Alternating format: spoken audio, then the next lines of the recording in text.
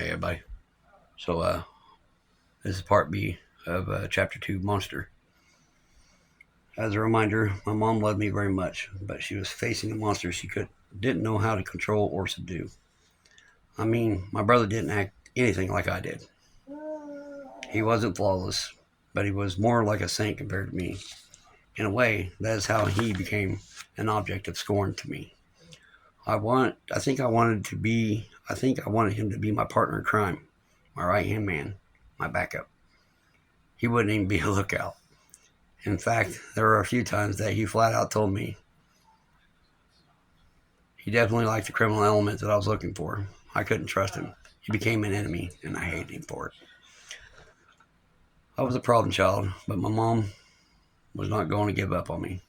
She wasn't a perfect parent, but she tried everything she could think of to help me, except getting rid of me. Getting me high for the first time was her first attempt to douse the flame that continued to try and consume me. When she was out of marijuana, wasn't home, decided I didn't need anymore, or when I had to go to school, I felt like a ticking time bomb. My mom began to look for other solutions to redirect my eagerness to display my displeasure. Try as she might, she couldn't feel she couldn't feel the role of a father. I have to admit that I didn't have any respect for my mom or anyone else in a position of authority over me. That only worked, when bribery didn't work, or when I crossed some major line, my mom had no problem picking up a belt and using her hand to whip me. That only worked for so long. I used to think I was being abused, but now I wish she would have whipped me even more often. At least I know she was trying to correct my behavior. Mom was trying to shape me into a better person, to change the direction of my life it was taking me. I was lacking a positive male role model. Knowing that I was infatuated with martial arts, Mom thought to channel some of my pent-up anger into something constructive. She wanted me to learn respect, self-control, and discipline. She thought that by putting me in the martial arts classes, I could have a male role model to look up to and probably listen to. Martial arts classes were a great idea while they lasted. I loved going. I craved discipline like an overheated dog craves water.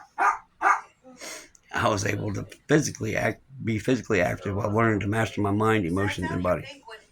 Best of all, I had a place where I was encouraged to fight in a controlled setting.